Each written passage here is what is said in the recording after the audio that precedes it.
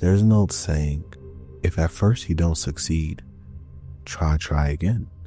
And you might wonder, why does it say try twice? Maybe it's because the third time is really the charm. We've seen it happen in movies, where the third entry becomes the standout. Think Harry Potter and the Prisoner of Azkaban or Return of the Jedi. Look, it's back in theaters now. That same pattern shows up in video games too. Over the years, Mortal Kombat has taken a few swigs at spin-off titles, and to be honest, they were 0 for 2. Mythology Sub-Zero was more of an experiment than a hit. While it wasn't exactly well received, some fans still had a soft spot for it. Then came Special Forces, a game that felt like a low-budget Metal Gear Solid, minus everything that made Metal Gear Solid good. It dropped right after the fall of '97 and is still seen as one of the franchise's lowest points. So with 2 failed attempts, it seemed like spin-offs were a cursed territory for Mortal Kombat. But then, in 2005, something changed. They finally got it right. A spin-off that didn't just work, it thrived. One that left a lasting mark on the franchise. Welcome to episode 9 of the Mortal Kombat Takeover. Today, we're rewriting history with Mortal Kombat Shaolin Monks. Finish her!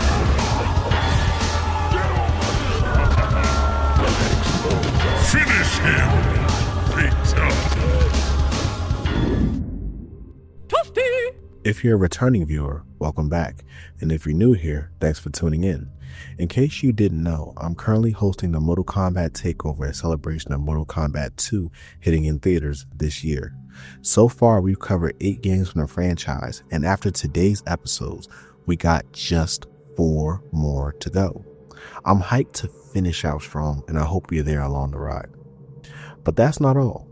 I'm also running a Rockstar Game Spotlight in the lead up to the GTA 6 release. So if you're into titles like Bully, Max Payne, or of course Grand Theft Auto, you're in the right place. If that sounds like your kind of speed, make sure to hit that subscribe button and ring the notification bell so you don't miss a drop. And if you enjoy this video, giving it a thumbs up really helps more people find it and enjoy this video too.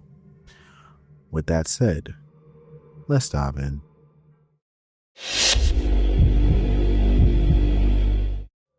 In case this is your first Mortal Kombat video, here's a quick recap to get you up to speed. The year was 1991, and Capcom had just made waves in the arcades with Street Fighter II. Not wanting to be left behind, a Chicago-based company called Midway, already known for making their arcade hits, decided to throw their hat into the fighting game ring. At the time, they wanted to make a game inspired by Bloodsport, starring Jean-Claude Van Damme. They even approached him for the project, but he turned it down due to scheduling conflicts. That's when a young graphic designer named John Tobias stepped in with an idea for a fighting game. Initially, it was rejected, but after Jean-Claude Van Damme declined, Midway took a gamble on Tobias and Ed Boon. Together, they created Mortal Kombat, a gritty, more violent take on Street Fighter. And just like that, the bad boy of the arcades was born. What they didn't expect, though, was the massive controversy that followed. The game's violence sparked outrage, leading to congressional hearings and the creation of the ESRB. Ironically, the attempt to shut Mortal Kombat down only fueled its popularity. That momentum gave us Mortal Kombat II, a sequel that solidified the franchise's place in gaming history. With 2 major hits, the franchise exploded. Movies, live tours, merchandise, you name it, Mortal Kombat became a household name. But in 1995, things started to crack within the release of Mortal Kombat 3. Behind the scenes, actors from the first 2 games had royalty disputes, leading to lawsuits, as well as several characters being cut from Mortal Kombat 3. To make up for it, Midway re-released Mortal Kombat 3 as Ultimate Mortal Kombat 3 and later as Mortal Kombat Trilogy, the franchise was still riding high until the infamous fall of '97. That year marked the lead up to Mortal Kombat IV. As part of the rollout, fans got their first spin-off game, Mortal Kombat Mythologies Sub-Zero. It split the fan base. Some saw it as a guilty pleasure, others saw it as a misstep.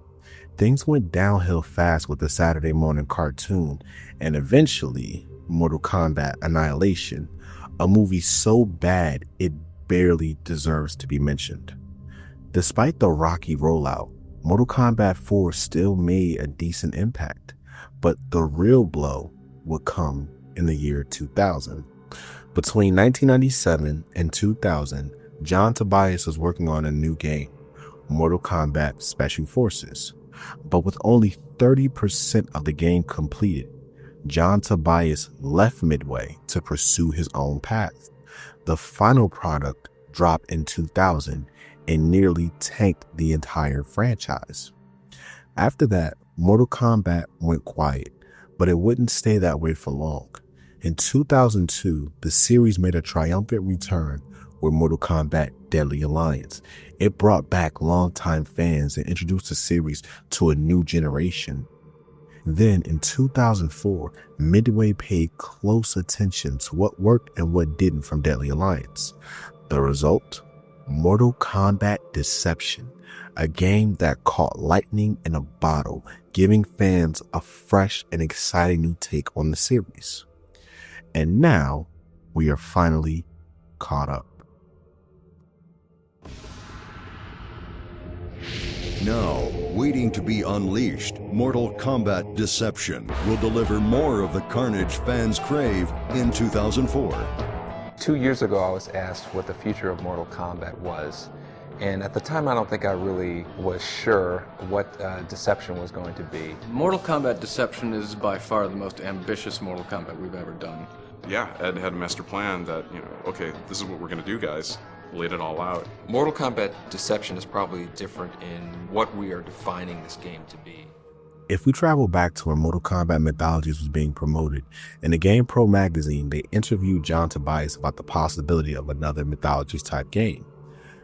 Will there be other Mythologies games starring other Mortal Kombat characters?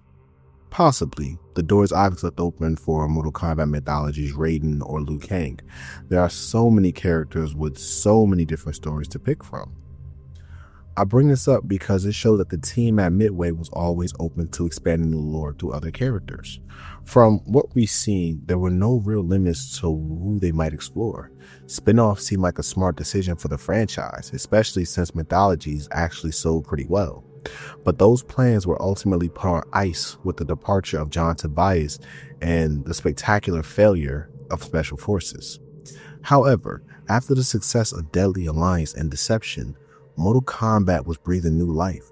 The franchise was back on its feet, and Midway once again had a chance to revisit some of those abandoned ideas.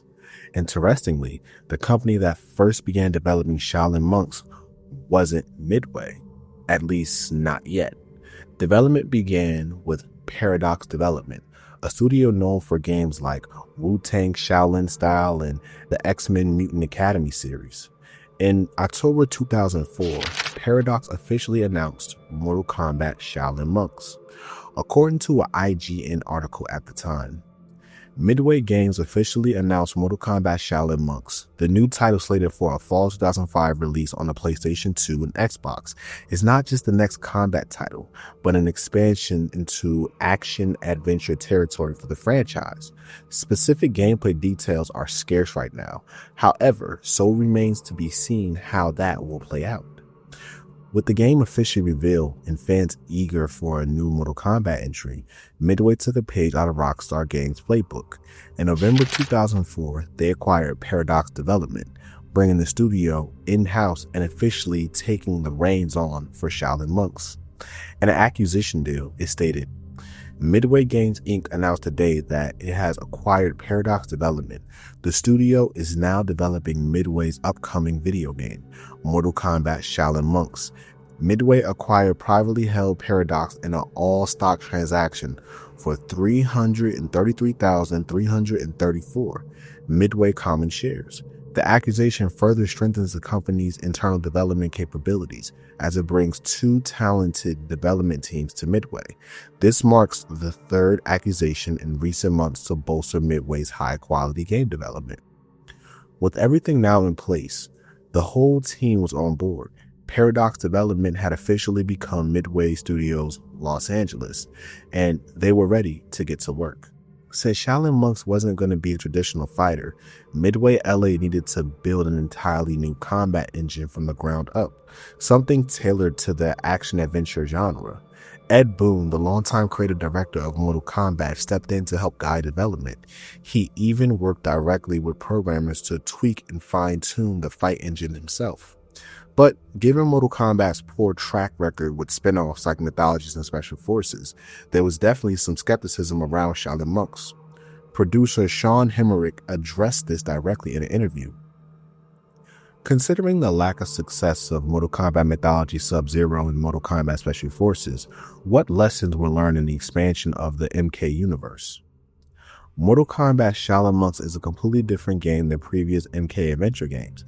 It's not a continuation or even building on any of the previous adventure games.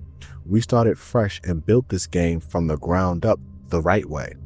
One big thing we did right from the beginning was that we focused on the gameplay of Shaolin Monks and worked on a prototype that demonstrated what we needed the game to be able to do before we moved forward with production. The gameplay was something we wanted to have worked out before we moved on, and I think it really shows in the combat. And we are still pushing to make it even stronger. And of course, what's Mortal Kombat without a little controversy? As part of the game's rollout, several TV ads were released, but one in particular stirred the pot. A commercial titled "Blood on the Carpet" sparked backlash, leading to headlines like "Mortal Kombat viral ad glorified violence, says ASA." The article stated, the ASA received one complaint over the ad, alleging that it was offensive, violent, and unsuitable to be viewed by children. The ad was shown on a viral tracking website, viralchart.com, and on ttr2.co.uk, which publishes and links content targeted at 18 to 40-year-old men. Neither firm had received any complaints over the ad. Representatives of the ttr2.co.uk site told the ASA that they had considered the ad to be humorous and that it marked the clip as a SNSFW, slightly not safe for work. According to Maverick Media, while apologizing for any offense caused, the video clip was suitable for the sites on which it was placed. So, with just one complaint lodged, you might be wondering, what was all the fuss about? Let's take a look. If you all turn to Appendix B... Mr. Lim is here. Mr. Lim? He's been sent to troubleshoot the sales meeting. Mr. Lim, come in. Nick was just going through the sales figures, weren't you, Nick? Yes. I was just saying that the quarterly sales are up by 12%. But I see that overall sales for the fiscal year have actually fallen by 4%. I can actually explain that. Fight! Sorry? You, fight!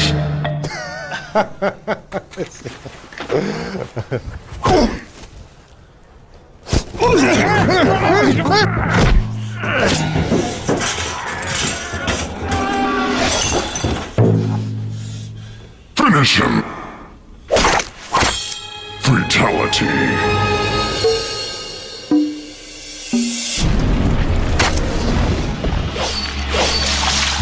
Mr. Lim, has head office had any more thoughts on our bonus structures for this year?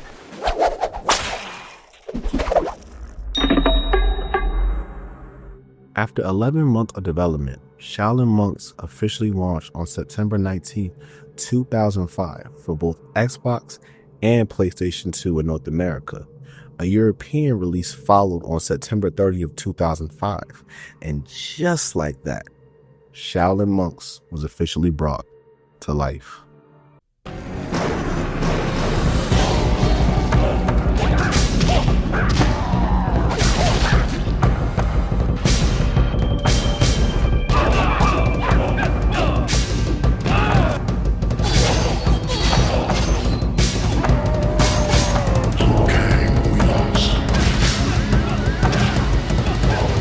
first thing that came to mind when we heard that the original Mortal Kombat team was moving the series into the action genre was, if it ain't broke, don't fix it. But after seeing Mortal Kombat Shaolin Monks, our fears quickly dissipated. We are actually very excited about this new type of Mortal Kombat game that we're creating, but we will continue to make fighting games as well. We are MK fans ourselves, and all the people on the team are fans. So everything we like, we hope the fans will like. If there's something in MK2, we have it in this game, and then we've probably upgraded it to multiple levels. You know, one thing that we really try to do with all of the Mortal Kombat games is to introduce something that's new, something that hasn't been done in previous fighting games. I think one of the main reasons we decided to go to a new direction with Mortal Kombat games was because it lets us explore a lot more into the storyline of Mortal Kombat. It is another of Shang Tsung's servants. I do not serve Shang Tsung. Shaolin Monks is basically the story of what happened between the end of Mortal Kombat 1 and the beginning of MK2. Its main heroes are Liu Kang and Kung Lao, and their adventures in the Outworld. Liu Kang's always been our hero through many of the Mortal Kombats until his death in Deadly Alliance. Kung Lao is the more mysterious of the two monks. He's kind of like a Clint Eastwood kind of character. You never really see his below his hat brim, kind of has a cool, quiet side to him. So there's a little bit of conflict in there between the two characters. They're both Shaolin monks. They both have, you know, kind of the same ancestry, but Liu Kang is really kind of like the established hero.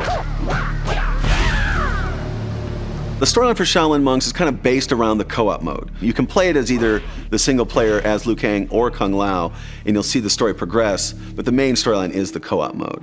Liu Kang, behind you! It's actually a blast. When you're playing a Mortal Kombat game, it's always, you know, head-to-head, one-on-one. Now introducing this co-op mode is a totally fresh feel.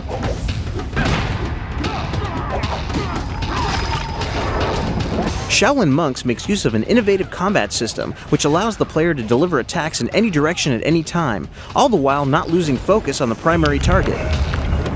Shaolin Monks introduces a new fighting mechanic, which we're very excited about. Basically, either one of the characters can attack in any direction at any time during the play. So when you're surrounded by characters, you know, it's just like kind of like a kung fu movie. You could punch forward, back, behind you, left, right, pop characters into the air, and it's all completely open to the players. Someone who's good at Mortal Kombat Deception or any of the previous Mortal Kombats should pretty quickly pick up the controls from Mortal Kombat Shaolin Monks.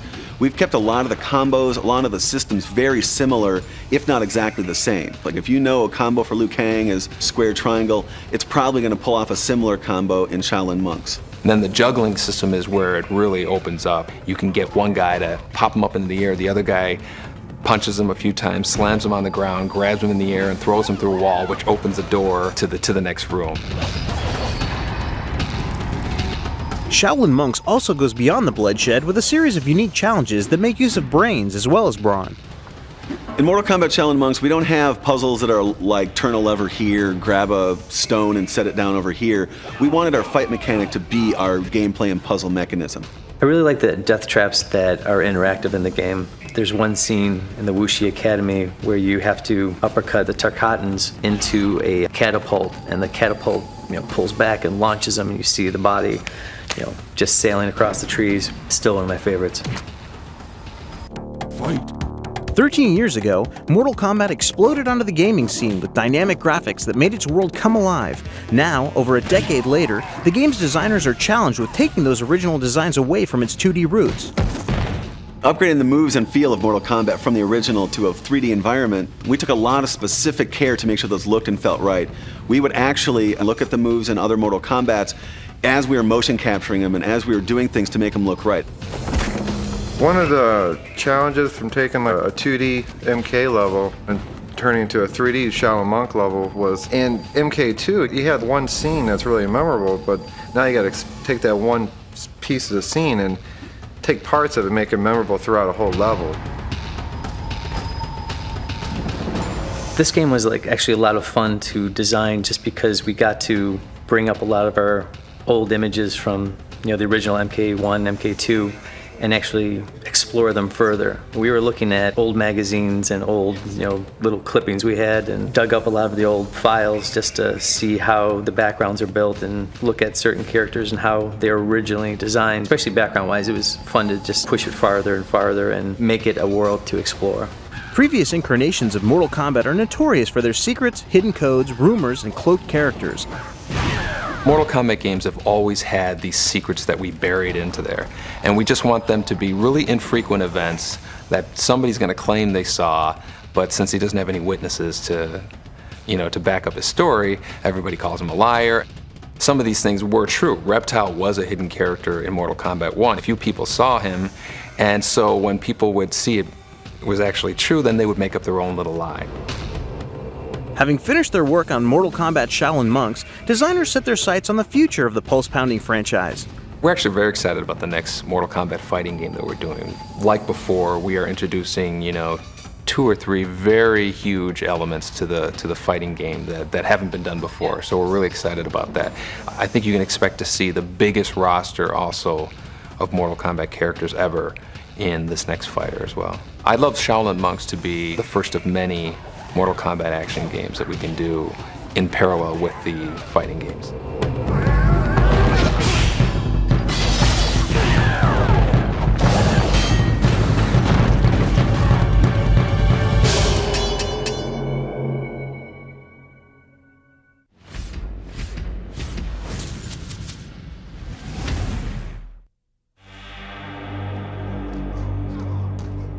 A battle raged at the end of the first tournament.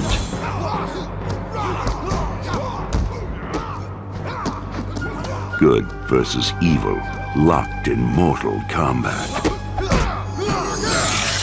The forces of Earthrealm were facing the greatest challenge. And they prevailed. The sorcerer, Shang Tsung, chose to run instead of accepting his defeat. Through a portal to Outworld, the horde of rogues escaped. The Thunder God assured the safety of his warriors. But the champion of Earthrealm and his most trusted ally were destined to take another path. Fighting together or independently, Liu Kang and Kung Lao struggled to face the threats of Outworld. Always resourceful, they never miss a chance to use their surroundings to dispatch an enemy. As their journey takes them deeper into the realm, they meet old friends and formidable adversaries. With experience as their teacher, the Shaolin Monks become greater warriors. First, through the mastery of powerful weapons. Later, gaining mortality to deal with groups of enemies. And finally, unleashing the raw force of brutality. Mortal Kombat Shaolin Monks, coming fall 2005. This title not yet rated.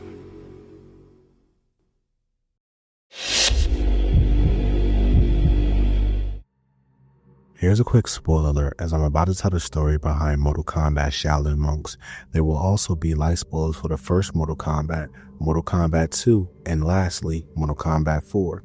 Now, if you're not a fan of spoilers, please advance this video to the gameplay overview section as seen on the timeline below.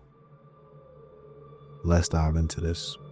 Before we jump into the story, on a quick note, Shaolin Monks served as a retelling of the events of Mortal Kombat 2. So, to recap, let's take a look at Liu Kang's ending from the first Mortal Kombat. After defeating Mighty Goro and putting an end to Shang Tsung's rule over the tournament, Kang is able to return the contest to his rightful hosts, the Shaolin Temples. Kang's heroics will always be remembered. He will continue the traditions of the Shaolin Temples and restore the true pride and respect of this once great tournament. Pride has no place in this moment. Chaos erupts in Shang Tsung's throne room immediately after Liu Kang's victory. The once majestic hall descends into an all-out war, fighters clashing, alliances breaking down, Shang Tsung seething with rage after his defeat. As Liu Kang steps forward to confront the sorcerer, he's met by 2 masked guards. They don't last long. Liu Kang dispatches them with ease and charges at Shang Tsung. The battle begins with Liu Kang gaining the upper hand, but as Shang Tsung attempts to steal his soul, he's blindsided by an unsuspected ally, Kung Lao, disguised as one of the masked guards. With no time to waste, Kung Lao takes on Baraka while Liu Kang continues his duel with Shang Tsung. Just when it seems Earthrealm warriors have the edge, Goro emerges from the shadows and tips the scales. Seizing the moment, Shang Tsung opens a portal and retreats to Outworld with his loyal fighters, Baraka, Goro, Reptile, Kano, and surprisingly, Scorpion. Raiden arrives in the aftermath and urgently warns the fighters the island is collapsing.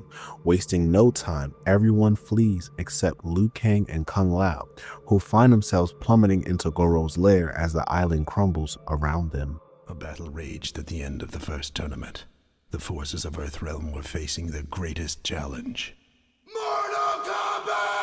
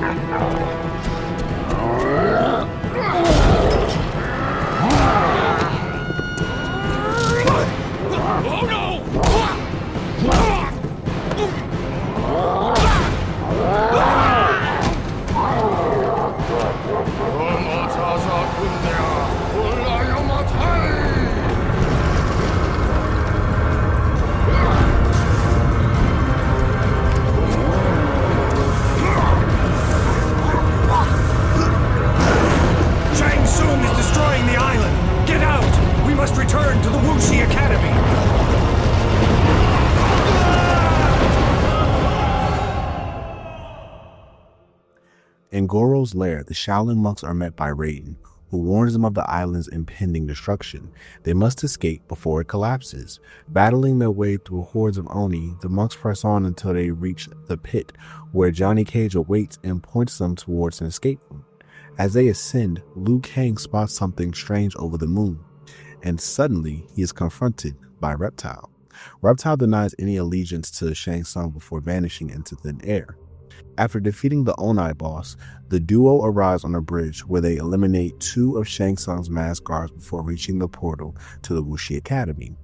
There, they arrive just in time to see Raiden presenting awards to Earthrealm's champions for their victory over Shang Tsung. But the celebration is short-lived. The Tarkatan warriors launch a surprise assault on the academy, raining fireballs from the sky. Liu Kang and Kung Lao leap into action. Assured peace for Earth once again this day. But there is no power in these medals apart from the knowledge you must carry into every battle. That no one is a champion alone. If one of us is in chains, none of us are free. If even one succeeds, the victory is ours. Liu Kang, you have defeated the sorcerer Shang Tsung. You have saved this realm as your forefathers did from his evil. You are Earthrealm's champion and hero. Thank you, Master Raiden. When next the tournament is fought, it will be my ancestors that are honored. Sonya Blade, you were a warrior before the tournament began. But here you have been tested and triumphed against enemies beyond Earth's measure. Thank you, Master Raiden. I know you have your chief officers to report to, but know that you will always have friends here and warriors willing to help you in your future missions. Sir.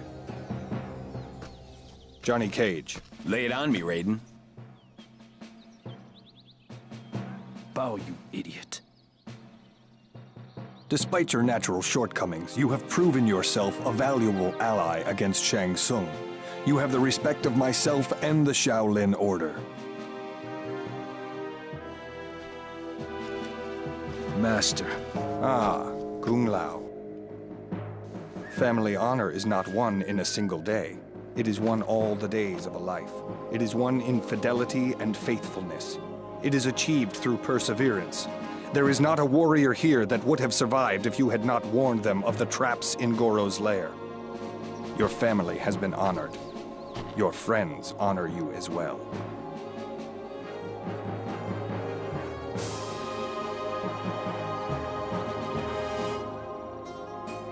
For the moment, you have earned rest. Enjoy the peace you will find walking these grounds.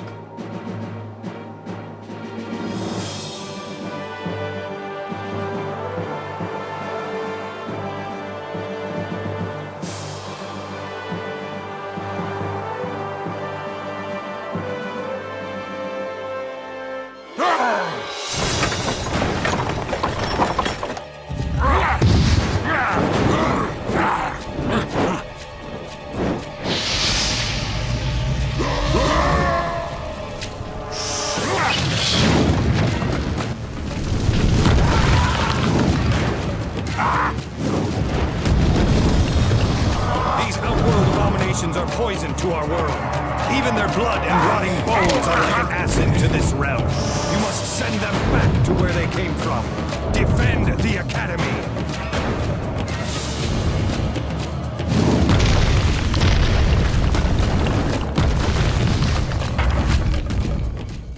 At the Wuxi Academy, Liu Kang and Kung Lao cut down on waves of Tarkatan warriors and masked guardsmen. Meanwhile, Sonya Blade fights to defend the academy, visibly shaken by the heavy losses among the Shaolin monks. She soon finds herself face to face with Baraka. After an intense duel, Sonya briefly gains the upper hand, but she drops her guard just for a moment, and Baraka takes advantage, abducting her. Elsewhere, Liu Kang and Kung Lao regroup with Johnny Cage, who's desperately trying to close the gates to keep more outworld invaders from pouring in. Once the gates are shut, a fierce clash erupts between Raiden and Shang Tsung. Lightning and sorcery collide as the scene cuts away. Back at the burning academy, the monks work to extinguish the fires by releasing water across the grounds. With the chaos momentarily subdued, Cage, Liu Kang, and Kung Lao pause to reflect on what just happened, but the quiet doesn't last long. They're soon separated. We see Johnny Cage wandering into the forest, observing Liu Kang and Kung Lao sparring. As the two monks train, Raiden suddenly reappears, discussing Shang Tsung's assault and revealing a grim truth. They must take the fight to Outworld. As Raiden opens a portal, something feels off. His eyes glow green.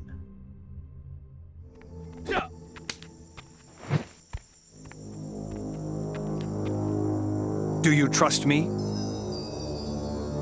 Listen to my words as you continue your exercises, for you will need to remember them later. Shang Tsung is not as defeated as we had hoped. I faced him while you fought the attacking mutants. More, I believe he now defies the Elder Gods themselves. Baraka could not have come with a legion of mutant scum had Shang Tsung not been aiding him. With his defeat in the Mortal Kombat tournament, he will be anxious to prove himself superior to you and take his vengeance. This will make him reckless and more dangerous than ever.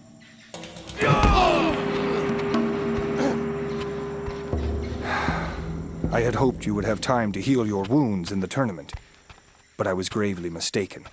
You must go to Outworld. We must take the battle there if we are to save Earth. I am weary after the tournament, but rest is a luxury afforded only to the dead. Of course I will go to Outworld. And what of you, Kung Lao? What do you say? Of course. Take the portal to Outworld.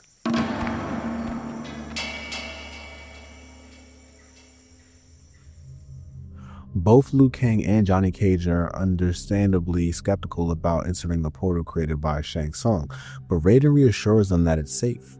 As the trio steps through, Johnny Cage, who had been wandering the force earlier, follows behind, deciding to stick with them. Now in Outworld, Raiden tells them he'll guide them as best as he can while keeping a low profile. The group encounters several shadow priests, battling their way through until they reach a portal leading to the evil monastery. There, they are suddenly met by Kitana, who invites them to a challenge. After a brief pursuit, Raiden reappears and tells the monks that Kitana is actually an ally and should be sought out. Kung Lao was quick to question this, prompting Raiden to explain that Outworld isn't what it used to be. Once they catch up to Kitana, she introduces herself before leaping into battle. When her health drops about halfway, she escapes through a portal. Raiden returns and reveals that Kitana is under some kind of spell. They need to free her. Liu Kang and Kung Lao jump into the portal in pursuit. As they land, Kitana hurls her fans at them, but the monks dodge with slick, slow motion reflexes. Kitana leaps back only to be frozen in place by the gaze of a mysterious statue, trapping her temporarily. As she struggles to break free, Jade and Mileena appear through another portal. Jade works to release Kitana while Mileena keeps Liu Kang occupied. Once Kitana is freed, all three women attack the monks in unison. After a hard-fought battle, the monks come out on top. A cutscene follows where Kitana formally introduces herself to Liu Kang and Kung Lao, explaining that Shao Kahn is the true mastermind behind the attack. Mileena is brought forward for questioning, but lashes out at all three and escapes. Kitana quickly follows her. Here, let me help you. Thank you. Who are you? I am Liu Kang. I come from Earthrealm. This is Kung Lao. We are here to stop Shang Tsung from attacking Earth. Shang Tsung? It is not Shang Tsung that wants Earth. Not Shang Tsung?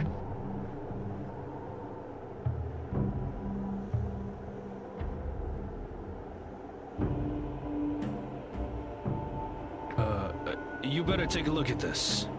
One of them is dead. The other is only stunned. Jade? You killed her. She was my best friend and you killed her. Don't touch me.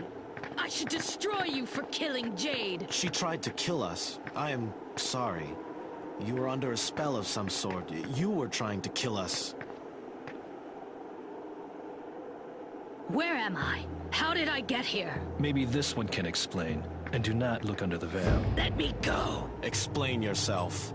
Jade was my...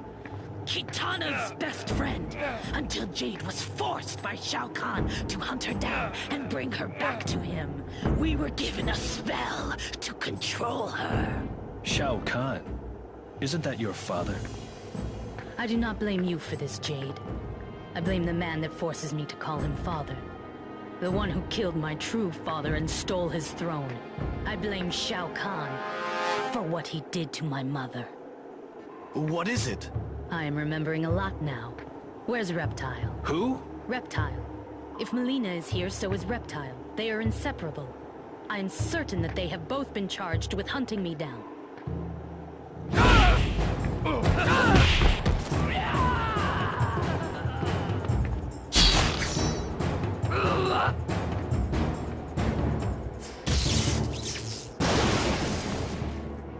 I cannot let her escape! Wait! There is more to this than we know. Raiden would tell us if there was. You need to think more about what is happening, and less about this girl you just rescued.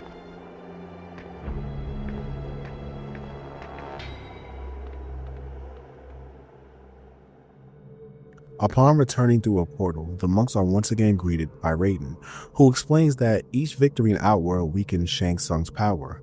The weaker Shang Tsung becomes, the less capable he is of attacking Earthrealm. Liu Kang questions Raiden about Shao Kahn and Kitana's involvement, but Raiden brushes it off, urging them to stay focused on weakening Shang Tsung. Back in Outworld, they spot Reptile entering a portal, believing this might give them an edge and possibly help Kitana follow him. Watching from above, Johnny Cage is seen observing once more. The monks arrive at the Forbidden Forest, where they navigate through a dense terrain before finding Reptile's chamber.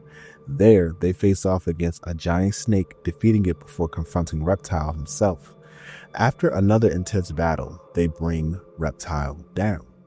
Raiden appears again, praising their victory, but something feels off. Liu Kang and Kung Lao begin to suspect Raiden may not be thinking clearly. As they leave the chamber, Raiden privately approaches Liu Kang, planting seeds of doubt about Kung Lao's loyalty. Later, he does the same to Kung Lao, attempting to turn them against each other. Soon after, Raiden appears once more and changes his tone. He now tells them that every battle they fight is only making Shang Tsung stronger. The only way to stop him is to find the Soul Tomb.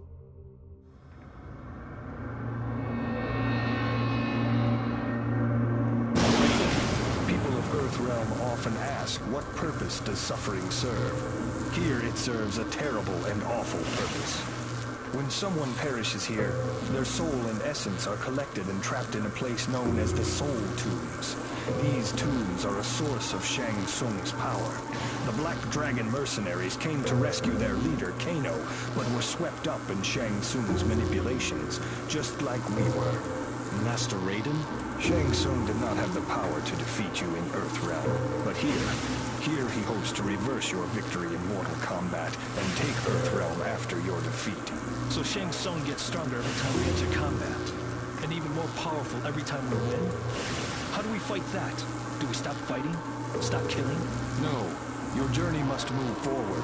But there is a repository of souls that adds to Shang Tsung's strength. Go and destroy this soul tomb, and Shang Tsung will begin to lose his power.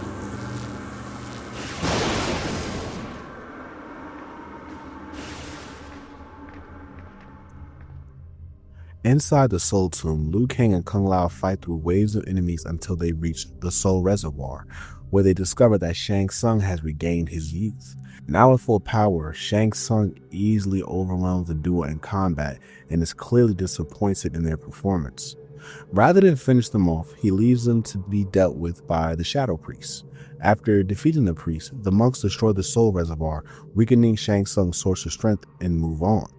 Eventually, they uncover a hidden passageway leading to Baraka. As they approach, they witness Baraka executing a member of the Wuxi Academy, watching in horror as the victim's soul is absorbed into a nearby pillar.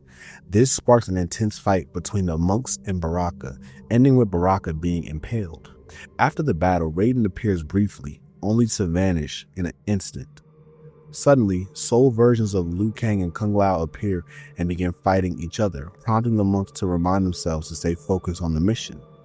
After the strange encounter, they return to the Wuxi Academy to acquire a new skill essential to their quest.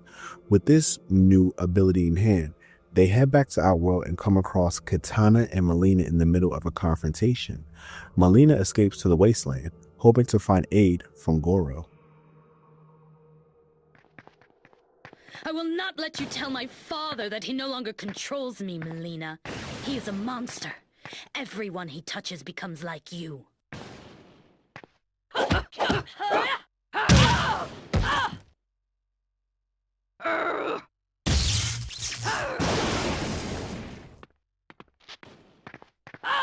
Where is she going? To the wasteland, to seek help from Goro. The wasteland? Get help to do what? To kill me, you idiot, and then to kill you. Why does she hate you so much? She is my clone. As long as I am alive, it is as if she is not real.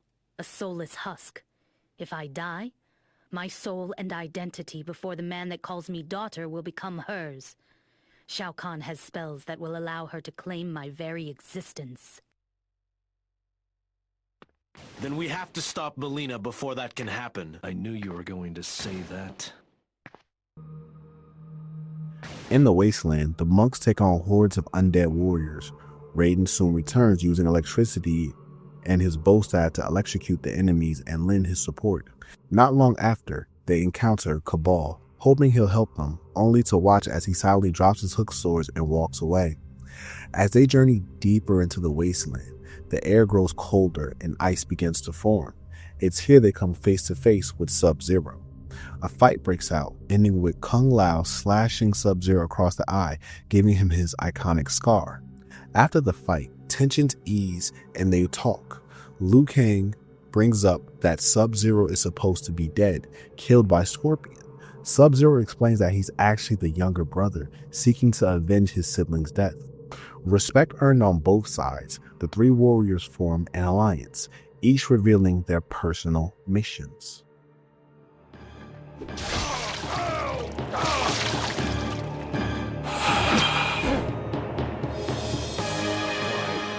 Did you do that? Yes. Why did you do that? Sub-Zero is dead. He died after the Mortal Kombat tournament. Raiden told us Scorpion killed him. So who are you? The man you saw die was my brother. And I am not even certain he is truly dead. I came here to avenge him, and believe that he may still yet live in one form or another. I've been told that if I can find some vestige of his power, I may find him. Why think everyone is an enemy? Everyone in this realm is an enemy. Even those that I once called friends and allies on Earth now hunt me and want to kill me. Why have you come to the wasteland? To rescue his girlfriend. For the last time, she is not my girlfriend. We are here to stop Shang Tsung. There's a warrior named Kitana, an ally. She is in danger from her clone Melina and a creature known as Goro. I know of Goro. They say he cannot be beaten in combat. Still, he has not faced me. Your friend, this ally, does not stand a chance against him. I see now that I may have been wrong about you. You could have killed me, and you did not. I heard the Red Dragon clan speak about another prisoner they had. Do you think they might have been talking about Kitana? If they have her, you will need to go further into the wasteland and cross the Sea of Blood. The souls of those who die here are put to other purposes. The bodies are added to this lake of damnation. How do we cross it? There is an old boat near here. I could repair it for you. I will take you there and face Goro. Eventually, Sub-Zero finds himself face to face with Scorpion and gives chase into the Netherrealm. He declares that he must honor his personal oath and that Liu Kang and Kung Lao can't assist him in this part of the journey. The monks press through the wasteland until Goro reappears, ready for a rematch. After a fierce battle, the Shaolin Monks come out victorious and prepare to deliver the finishing blow. But just before they strike, Johnny Cage intervenes and insists on finishing Goro himself. His unexpected behavior confuses Liu Kang, who becomes confrontational. Tensions boil over as he ends up striking Kung Lao, but in a shocking twist, Johnny Cage retaliates by kicking Liu Kang, only to reveal it wasn't Liu Kang at all, but Shang Tsung in disguise. Johnny Cage reveals that Shang Tsung has been manipulating them all along. At that moment, Raiden appears and takes Johnny Cage away, saying he has another task for him.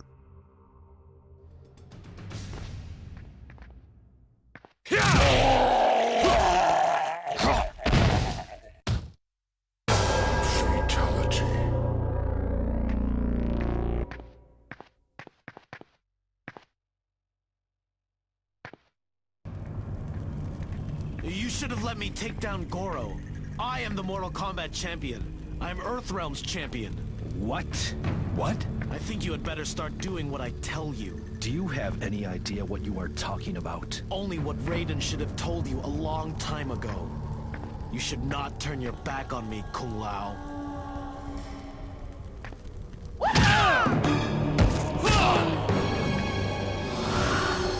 Nice try, Shang Tsung.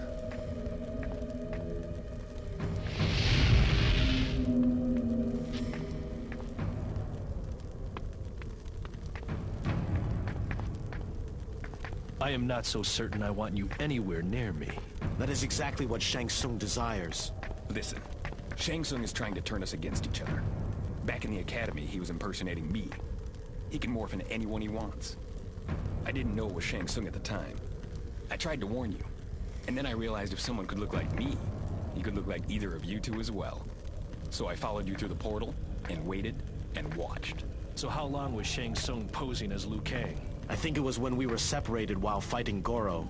I suppose that means we still have to rescue Kitana. A girl? Is she hot?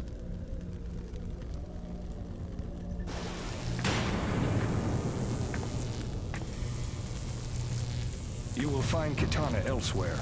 I have something else for Johnny Cage to do. Follow me.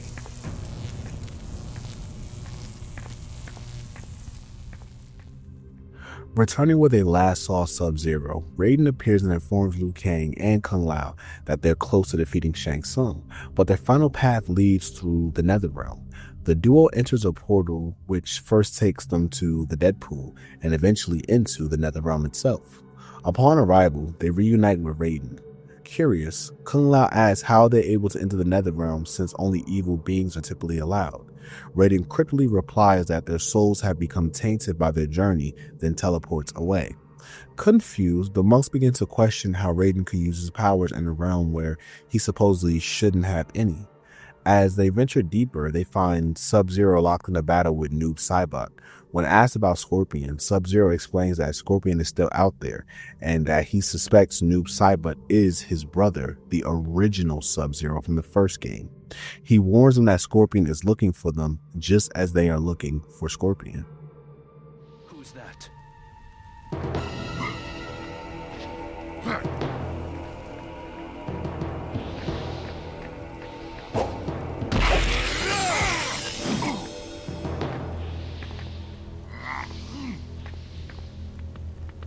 Don't take another step, or I'll stop you myself. Sub-Zero? What happened to Scorpion? I thought you were after him. I was. Scorpion is still here, but I will not allow you to face Noob Saibot. Noob Saibot? For all we know, this could be Shang Tsung. He is trying to keep us from getting the key to save Earth. Do not worry. He does not serve Shang Tsung. He is possessed by one of the Elder Gods. There is more here than just Shang Tsung's attempt to invade Earthrealm. The gods are involved. How do you know Noob Saibot is not part of this? Because I think he is my brother. If you want to stop Shang Tsung, defeat Scorpion. Where is he?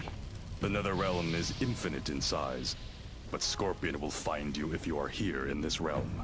If your brother is possessed, how can you help him? He will most likely try to kill you again. I will find a way to free him. That could take a long time. As long as it takes. Finding Scorpion should not be as hard. He wants to kill you.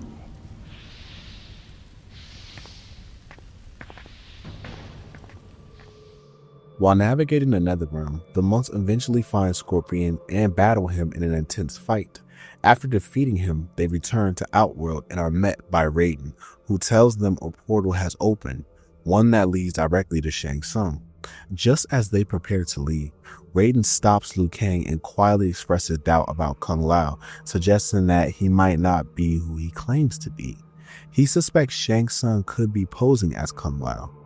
Later, Kung Lao encounters Jax, who reveals that he's been stuck in Outworld for a long time and that Raiden has been guiding him in his mission to rescue Sonya. This causes Kung Lao to grow suspicious, questioning whether Raiden is really who he says he is. Kung Lao eventually confides in Liu Kang, telling him he no longer trusts Raiden.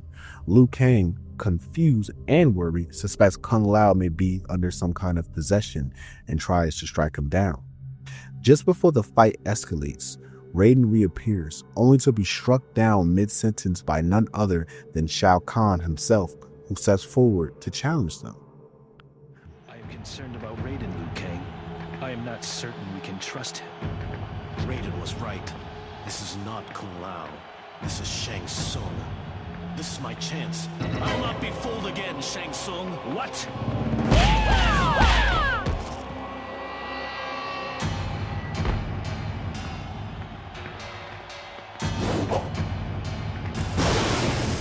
Listen to me.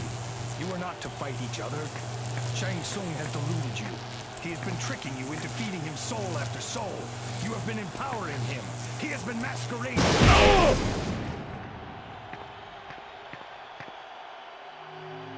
Raiden? Master? Shang Tsung? You insult me, Flea. I am Shao Kahn. I will be your death. Follow if you want to defeat Shang Tsung. Follow me if you want to die at my hands.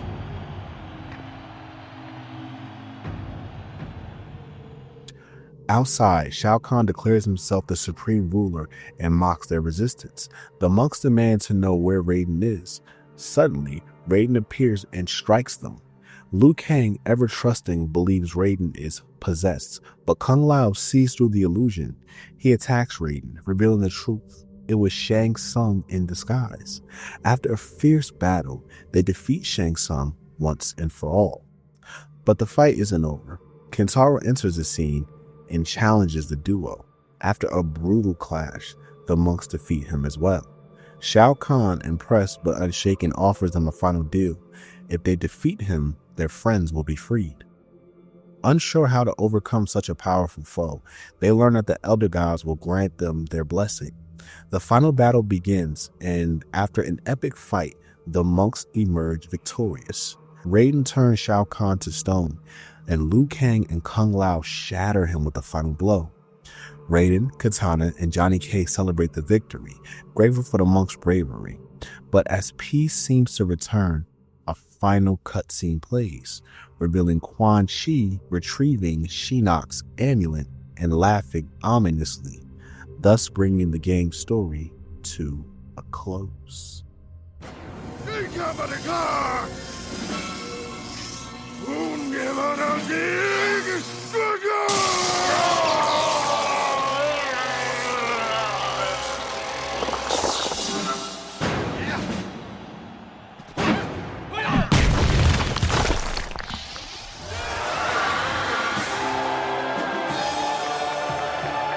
So who won? Liu Kang or Kung Lao? Kung Lao. Liu Kang.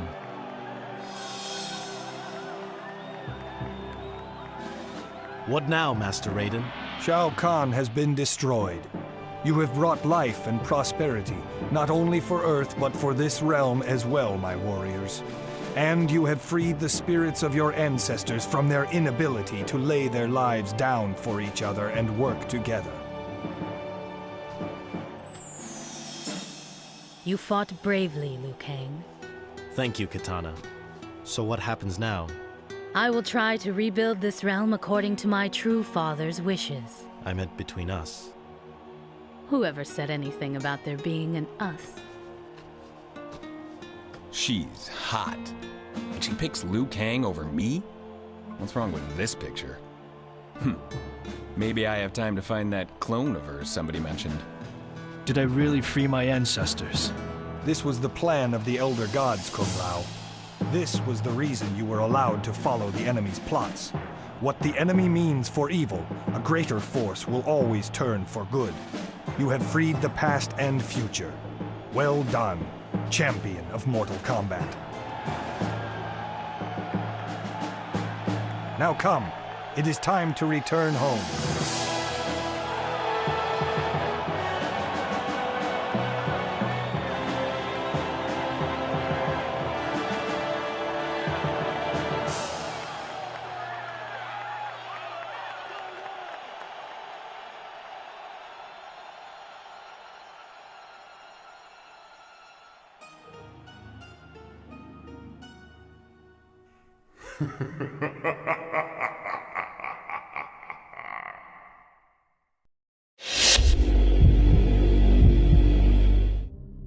Out of all the Mortal Kombat games to revisit, Shaolin Monks stands out not because it tells a brand new story, but because it offers a brand new perspective of a familiar one. At its core, Shaolin Monks is a retelling of Mortal Kombat II, but it's done through a completely different lens. When we first experienced Mortal Kombat 2's story through the original game and its tie-in comic, it had a certain tone, gritty, chaotic, but straightforward. The game itself told the story through a ladder of fights, and the comic added a bit of flavor, but that was it. Even canonical details like how Sub-Zero got his scar were vague and ever shifting depending on which title you played. So why revisit Mortal Kombat 2 at all? In an interview, producer Sean Hemmerich explained their reasoning. Why choose Mortal Kombat 2 as the background for Shaolin Monks? Between me, Ed Boon, and the lead designer at Midway LA, MK2 was our favorite. We also wanted to use Liu Kang and Kung Lao, and this was the best slot in the timeline. Kung Lao wasn't in MK1, but we could pick up right after that, and in MK4, he dies, so we couldn't really go there. MK2 just felt like the natural choice. And it shows. Shaolin Monks doesn't just retell MK2, it expands on it. It gives players full control of Liu Kang and Kung Lao as they navigate the story in real time, finding enemies, exploring locations, and uncovering lore along the way. The love and care in this retelling is evident in the small details. Take the game's opening at the pit stage. One of the monks just looks up at the moon and says, "Look, something's flying over the moon," just moments before a reptile appears. To the average player, it's a cool scene, but to Mortal Kombat fans, it's a direct callback to a hidden Easter egg from the original game. Back then, spotting something flying over the moon was the first clue to unlocking a secret boss fight with Reptile. It's a tiny moment, but it speaks volumes about how much the devs understood and respected the series' legacy. Beyond the callbacks, Shaolin Monks also adds depth to character relationships. We see the romance between Liu Kang and Kitana start to develop, not just implied as it is often in previous games, but actually shown. We get more insight into Kitana and Mileena's rivalry and the emotional weight behind it. These moments help flesh out the world and its characters in ways the fighting games never had time to do. But perhaps the most intriguing part of Shaolin Monks is how it leans into deception, which is a recurring theme in the entire franchise. In every Mortal Kombat story, someone is being misled, tricked, or manipulated, and this game, it's front and center. After leaving the Wuxi Academy, Liu Kang and Kung Lao keep running into Raiden, but as the story progresses, we find out that it's not really him. There are subtle signs when he suspiciously takes Johnny Cage away from the group, or when Jack says he's been working with Raiden for a long time, something that makes Kung Lao stop and think. The story blurs the lines between friend and foe, truth and illusion, until the final confrontation reveals the deception for what it truly is. That mystery, that constant second guessing, it keeps us engaged more than just combat. It makes Shaolin Monks feel more than just like a beat 'em up. It feels like a layered and meaningful part of Mortal Kombat history. All within this realm serve my will, even those that seek to betray me. I do not understand. Shang Tsung impersonated your master Raiden and led you on a quest for power. The more you killed, the more powerful he became. He meant to use this power against me to become the supreme ruler of Outworld. Now, what am I to do with you? My people have spoken, and a king must, if only once every millennium or so, Listen to the will of his people. Where Shaolin Monks really shines is how it portrays the relationship between Liu Kang and Kung Lao. Even though the game is named after both Shaolin warriors, it's Kung Lao who emerges as a true standout. From the very start, he plays a pivotal role, saving the other Earthrealm fighters during the events of the first game. But more importantly, it's Kung Lao who begins to question everything. He notices inconsistencies like Raiden's presence in the Netherrealm, something that shouldn't be possible for a god of his kind. He wonders why Raiden can still use his powers, why he's been in contact with Jax without the others knowing, and why things don't just add up. Throughout the journey, Kung Lao consistently sees through the deception where others like Liu Kang struggle to. His growing suspicion becomes a central thread, and it's what ultimately reveals the truth that Raiden has been Shang Tsung all along. Gun, that is not going to do you much good here, or against me. It's you, Kung Lao. Raiden told me you'd be here soon. Raiden? He's been guiding me through this place. I've been sent to rescue Agent Sonya Blade. Sonya Blade is here? That's what Raiden says.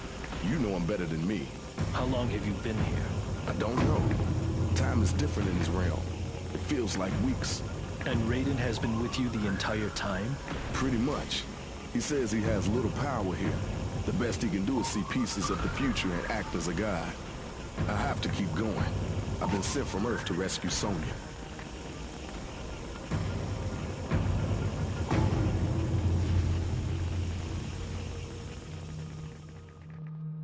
And just like that, in many great fighting games, it's not only the protagonist that gets the spotlight. Shaolin Monks gives us the time and space to develop side characters, especially Sub-Zero. We all know that the second Sub-Zero is more measured and honorable than his older brother. That difference is clearly shown here. During their encounter, Sub-Zero only stops fighting when the monks stop fighting. He doesn't view them as enemies as they come to the same conclusion. This version of their meeting changes things from the previous canon. Originally, they met while Sub-Zero was already wearing a suit. Here, we get a more personal interaction during the battle, an uneasy exchange that grows into mutual respect. But the most significant evolution in his story is a confirmation that Noob Saibot is in fact Sub-Zero's older brother. That revelation wouldn't come until Mortal Kombat Deception, which is 4 tournaments later in the original timeline. But here, it's brought forward in a way that makes sense. Sub-Zero even reflects on Noob's confusion, hinting at his connection to a fallen elder god, something that directly ties into Noob's bio for Mortal Kombat 3. This is where Shaolin Monks excels. It doesn't just reference Mortal Kombat lore, it reshapes it, paying tribute to long-standing fans while smartly condensing and recontextualizing events to bring the story full circle. It's wild how Shaolin Monks tells such a short story but still manages to pack a punch. Sometimes less is really more, but what makes this story stand out is how much it implies. There's enough foreshadowing and layered storytelling to keep hardcore fans engaged while still being accessible to newcomers. And just like that, Mortal Kombat's leap into the action-adventure genre during the 3D era made people want more. Think about it. The gaming landscape in 2005, take for example Devil May Cry, God of War, Resident Evil 4, all violent, all fast-paced, and all cinematic games. Mortal Kombat Shaolin Monks fits right there snugly inside, bringing brutal combat and recognizable lore without ever overstepping what made the series iconic in the first place. Even the ending, with Quan Chi stepping in the last minute, leaves the door wide open for a Shaolin Monks 2. It's the kind of cliffhanger that feels intentional, like there's more to this story, but you have to imagine where it can go. And that mystery, that unknown, gives that game a whole new level of value. Now, if Shaolin Monks was your introduction to Mortal Kombat, going back and playing the mainline titles might leave you confused, but that's the beauty of it. As a spin-off, This game gave the franchise a new lens, a different way of retelling the mythos. It's like watching an anime movie that gives you one version of the events, tight, dramatic, emotional. And then the show retells it with changes that still fit because the world has room for both versions. And just imagine if Midway had continued this timeline. We would have skipped Mortal Kombat 3 altogether. Why? Because in Shaolin Monks, Shao Kahn doesn't just retreat, he dies. That alone changes everything. No MK3 invasion, no resurrection, no plot lines, no Cyrax, no Sector, no Shiva, no Striker. The next logical step would have been straight into Mortal Kombat 4 retelling. Plus, characters like Shang Tsung, Kano, and Shao Kahn are already dead by the end of this game. And then there's that moment when Liu Kang kills Shang Tsung. It's so symbolic. It's more than just revenge, it's poetic justice. He takes him out the same exact way Shang Tsung took him out in Deadly Alliance. That's not just storytelling. It's a love letter to longtime fans who followed the pain, the deaths, and the comebacks. That wasn't just a spinoff, it was redemption. It showed that Midway had learned from their past mistakes, and for a game that was technically their third major Mortal Kombat adventure outside the mainline series, I guess it's safe to say, third time was truly the charm.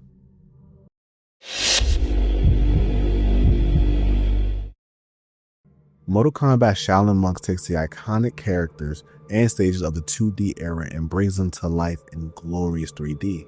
We've seen this kind of nostalgia before, like Cabal's return on the pit stage in Mortal Kombat Deception, but Shaolin Monks doesn't just cash in on the past, it elevates it.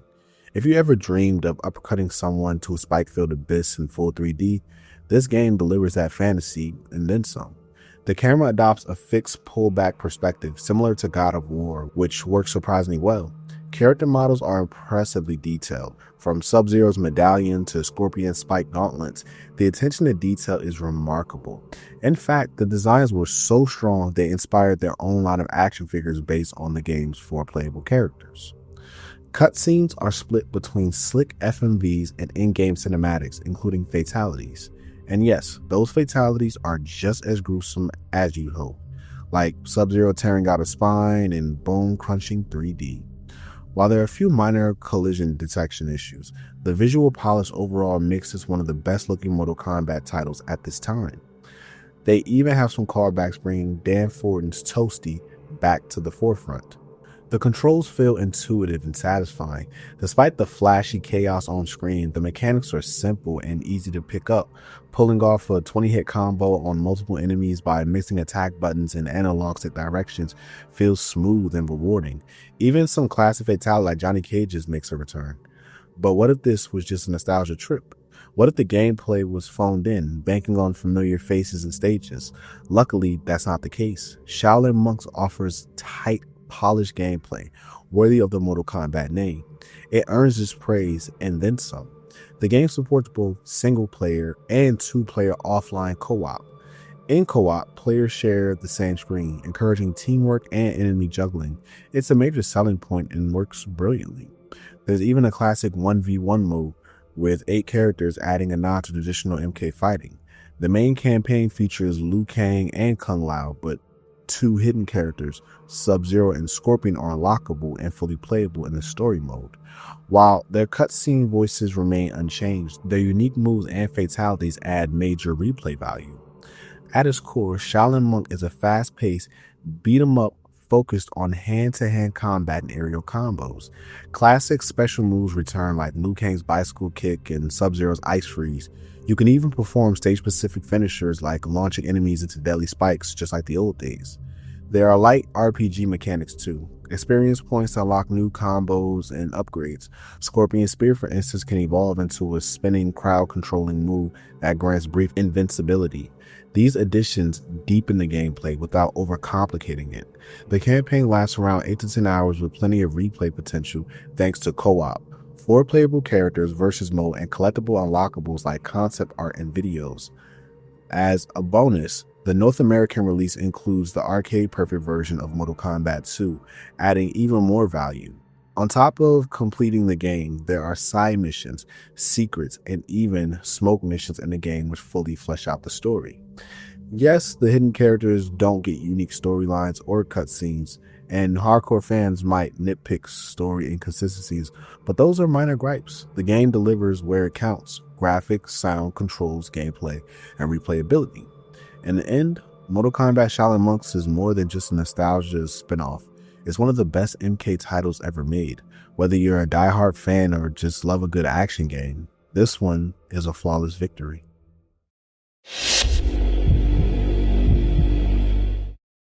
Shaolin Monks was generally well received upon its release, particularly for its successful transition of the franchise from a traditional fighting game to an action-adventure beat-em-up.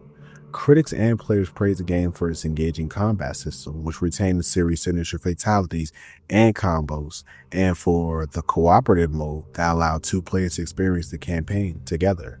The game's nostalgic appeal was also highlighted, as it featured many beloved characters, arenas, and references from the classic Mortal Kombat titles, making it especially enjoyable for longtime fans.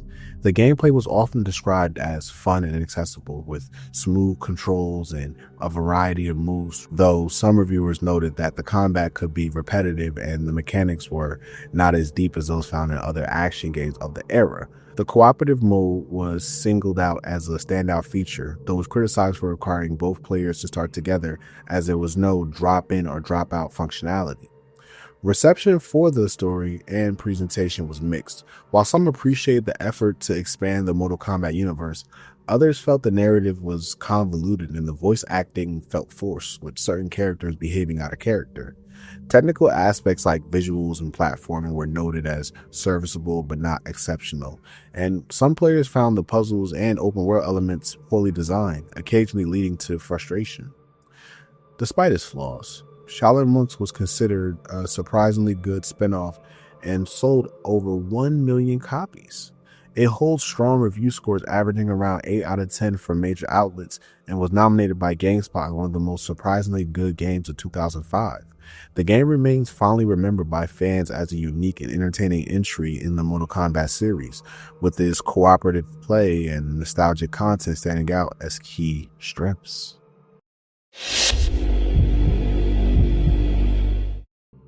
When I played Mortal Kombat Mythologies as a kid, I had a love-hate relationship with it. On one hand, I loved it because it was one of the first Mortal Kombat games my brother actually let me play. On the other hand, it was cheap, unforgiving, and I died. A lot. But when I finally booted up Shaolin Monks and saw those FMV scenes, something immediately caught my eye. This game took everything previous Mortal Kombat spin-offs did wrong and did this one right. Shifting from a basic fighting game to a full-on action adventure, that's exactly what this series needed. And using Mortal Kombat 2 storyline as a foundation was a brilliant move.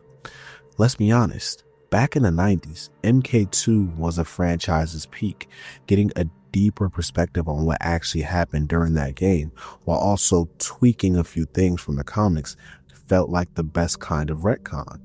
I'll admit, if the game ended up being trash, I probably wouldn't have minded.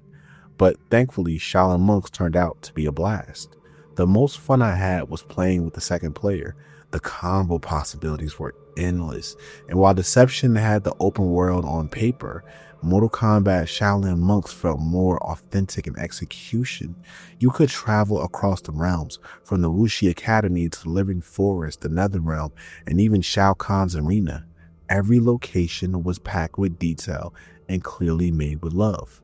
The references on point. That moonlight scene on the pit where your character notices a figure overhead. That direct callback to Reptile as a hidden fight in the original game was big. And sure enough, you see him right after that scene. Or how about in the arena where you fight Shao Kahn and you spot Sonya and Kano chained up, just like in MK2. It's clear the devs knew their lore and wanted to give fans something special. It's honestly a shame this game never got a sequel, and with where Mortal Kombat is today, it would be a perfect time. especially since the ending with Quan Chi holding Shinnok's amulet sets up a perfect gateway to a reimagined Mortal Kombat 4. Just imagine traveling to Edenia to rescue Kitana and Sindel. The door is wide open. Now, don't get me wrong, the game isn't flawless. My biggest gripe is the camera system. Sometimes I get hit and generally wonder who hit me. In co-op mode, it can get even worse. Losing track of yourself mid-fight is frustrating. But once I push past that, I just mute the TV, throw on one of my favorite albums, and get locked in. Honestly, there's like one negative for every 30 positives when it comes to this game. The final level, for example, feels exactly like a final level should, with 3 boss fights and barely any health refills. It's brutal, but in a good way. I like a challenge, and this game pushed me to my limit more than once when playing solo. It's addictive, but for the right reasons. It's therapeutic, and I guess it's safe to say this is God of War in Mortal Kombat's clothing. In the end, special forces and mythologies had to crawl so Shaolin monks could run. And sometimes, the third time is really the charm. If you made it to the end of this video, thank you so much for tuning in. And if you enjoyed it, please drop a like. It really goes a long way in helping the channel grow. Now, as I'm finishing this video, I just got word that Grand Theft Auto 6 has been delayed by a full year. And that's a bit inconvenient, considering the whole Rockstar takeover was planned in preparation for its release. But don't worry, I'm sticking to the schedule. That means retrospectives for Grand Theft Auto San Andreas, Red Dead Revolver, Bully, and The Warriors are still on the way. Next week, we're continuing the Rockstar takeover with Red Dead Revolver. And in 2 weeks, we say goodbye to the PS2 era of Mortal Kombat with Armageddon. If that sounds like your kind of speed, be sure to hit that subscribe button and ring the notification bell so you never miss an upload. This is the Retro Phantom, signing out.